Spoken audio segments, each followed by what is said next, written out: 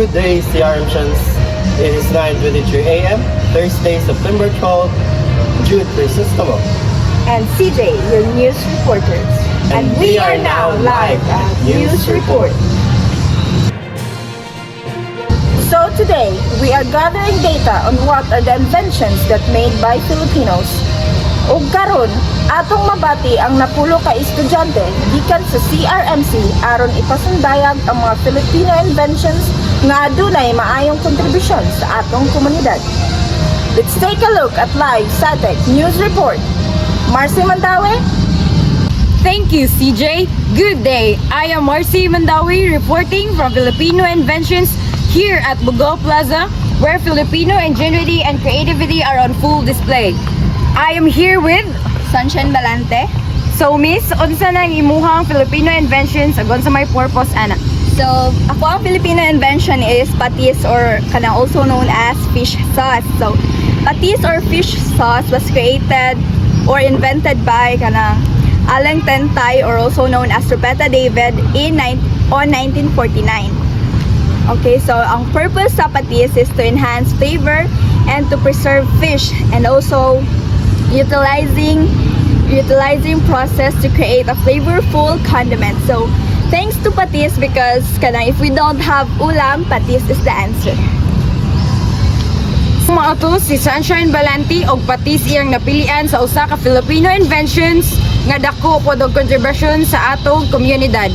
Karon, mag-interview tag laing CRMC student aron sa laing Filipino invention. I am here with Monique Jane Mercader. unsa man pud na nga Filipino invention, Miss Monique, ang imong ipasundayag sa mga katawhan? So ang Filipino inventions nga akong ipasimugna sa inyo karon is ang erythromycin discovered by Dr. Abelardo Aguilar. So ang purpose din ni ani nga antibiotic is to cure antibacterial infections like skin infections, respiratory infections ug ang mga allergy dahil sa penicillin nga tambal. And also ang proper way din ani sa pag-inom is if you are taking this medicine in capsules, take them at least 1 hour before meal and 2 hours after meal. So mao to si Monique Mercader, ang erythromycin, a Filipino invention ang iyang napilian. Usa pod ka invention nga naay dako nga contribution sa atoa. Kung naamoy mga bacterial infection, so erythromycin is the key. Karon mag-interview na pud taglay CRMC student aron sa laing Filipino invention. I am here with Miss Faith Pilayo. unsa man pud nga Filipino invention, Miss Faith, ang gusto pud nimo ipahibaw sa katawhan? Have you heard the name about engineer Jeremy De Leon? Jeremy C. De Leon, a 28-year-old Filipino inventor, has a degree in manufacturing engineering in Mapua University. He is mostly known for his innovation, Macroscope. He won the prestigious award, the James Dyson Award, for his remarkable invention. How long he has been practicing a portable microscope and what is the purpose of this? August 2021, during pandemic, around 2 years ago, all schools are closed, even the science laboratory. So, according to him, we only appreciate science when there is a practical application. So he made a solution because that's what disappeared during pandemic. And right now, you may wonder, why did he choose to invent this? Well, easy. For us students to feel that we have the freedom to explore the ones we want to see. Also, so that we students will not feel scared when we use the big microscope. Of course, using the big microscope is quite scary and expensive. So mao to ang tulo ka CRMC student nga akong na-interview ug karon mabati pud nato ang lain pang mga Filipino inventions na i-report ni Nadine Umpo. So thank you, Miss Marcy Mandawi. I am Nadine Ompok. I am here at Bugao Plaza. So now, let's dig in the exciting part. So, na ako'y tulog ka 3 CRMC student ka-interviewon which is si Miss, what's your name? So, Miss Saidi Andrade, what's in the picture? Calamansi juice. Is again invent niya, Miss? Si Maria Arasa. Why she invented that? Because it can offer several potential health and contains vitamin C, and it is good for our health. So, that's it, ma'am? Yes. Thank you. So karon ubani ko sa ikaduha nato nga interview nga CRMC students, which is si Miss. Good morning, Miss. What's your name? I'm Zoe Grace Munisit. So Miss Zoe Grace Munisit, can you tell us or na ba kay kahata nga usa sa mga Filipino inventions? So, kani incubator. So usay gamit ani niya, Miss? So, this incubator invented by Frida Mundo. It helps cure premature babies born in areas in the Philippines that they had no electricity. So that's all, Miss. Yes. So thank you, Miss Zoe Grace Munisit, and that's all. So last but not the least, let's proceed to the last one. So good morning, Miss. What's your name? I'm Jessamine Yap. So Miss Jessamine Yap, na ba kay kahatag nga usa sa mga Filipino inventions? Yeah, I have here banana ketchup. Can you tell us about what is banana ketchup and who invented it? Yeah, sure. So, banana ketchup was invented by a Filipino food scientist named Maria Orosa. She was a very smart woman who loved to experiment with food and wanted to help improve Filipino nutrition. Banana ketchup is one of her most famous inventions. Why did Maria Orosa invented banana ketchup? Well, during the World War II, there was a shortage of tomatoes in the Philippines. So it was hard to make a tomato ketchup. However, our country had a lot of bananas. And to solve the problem, Maria used bananas to make a sauce. And that's the reason why Maria Orosa invented the banana ketchup. So can you tell us about the ingredients you use to make a banana ketchup? Sure. So here are the ingredients she used to make the banana ketchup. So first, the mashed bananas. This is the main ingredient. Second is the vinegar for the sour taste, sugar to make it sweet, garlic and onions for extra flavor, and sometimes a little chili for spice. She also added food coloring to make it red so that it can look like a regular ketchup. So this is the final result. So we all know, right, that banana ketchup is more than just a sauce. It is not only a delicious Filipino sauce, but this is a symbol of Filipino creativity and resourcefulness. Thanks to you, Maria Orosa, because the banana ketchup has become part of our Filipino culture and Filipino people enjoy it every day. So thank you, Miss Jessa Yap, and that's all. Thank you.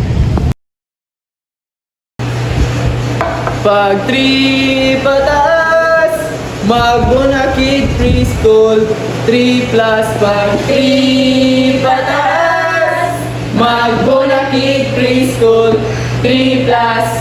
Batang may laban, Huwag manghihiyang magtanong. kung may right mate ba nito? May right made ba nito? Huwag mahiyang magtanong kung may right made ba nito.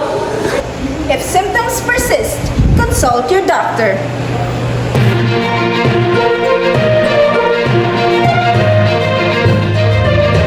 Karon mabati pud nato ang uban pang mga Filipino inventions nga i-report ni Liza Salinas. Thank you, Nadine Ompok. Again, I'm Eliza Salinas, one of your news reporter for today. Karon, excited ko nga mahibaw-an ang mga upat ka nagkalain-lain nga inventions from CRMC students. So let's hear from pangalan. Can you tell me about this invention? So, after na-colonize ang Philippines sa America, Philippines were able to make their own version sa jeep, gamit nila ang mga scrap na materials. So, ang jeep were developed by the Philippine Utility Vehicle Incorporated pag July 1, 2008 sa Makati City. So, kaning jeep, ato na siya makita everywhere on the streets, roads sa Philippines. Mao na may gihimo na tong primary mode sa transportation. So, kaning jeep, nag-anam-anam ka taas, naabot na sa point nga nahimo na tong modern ang iyahang version. So, kaning version, unlike sa standard nga jeep, dako na ganin siya tabang sa to environment kay safe na siya, di na siya saba, dili na siya makapollute sa tong air. So mo ni siyang gift na bago. Okay, thank you, Emergy.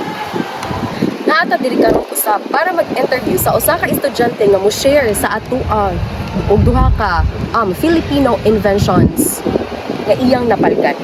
Ato ang tagaan og dyan sa C, pangalan. And Marie.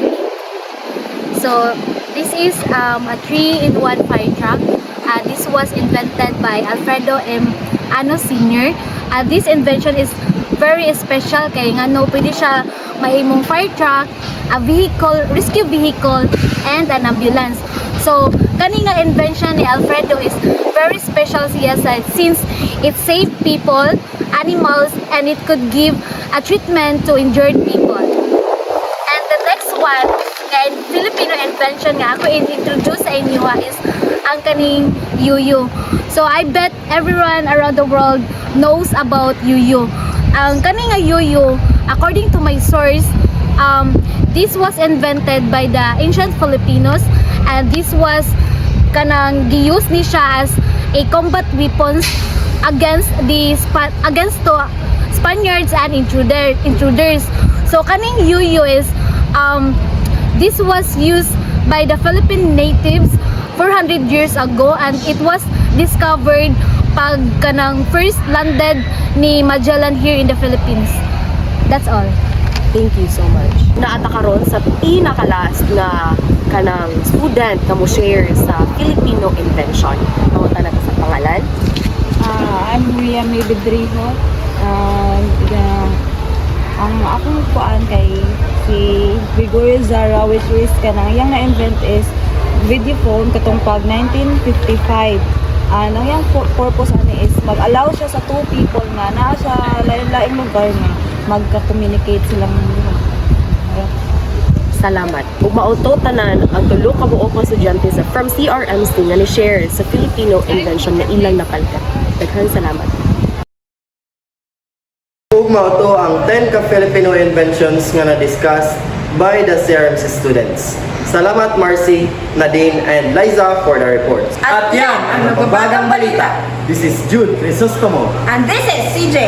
Dito lang sa Psychic News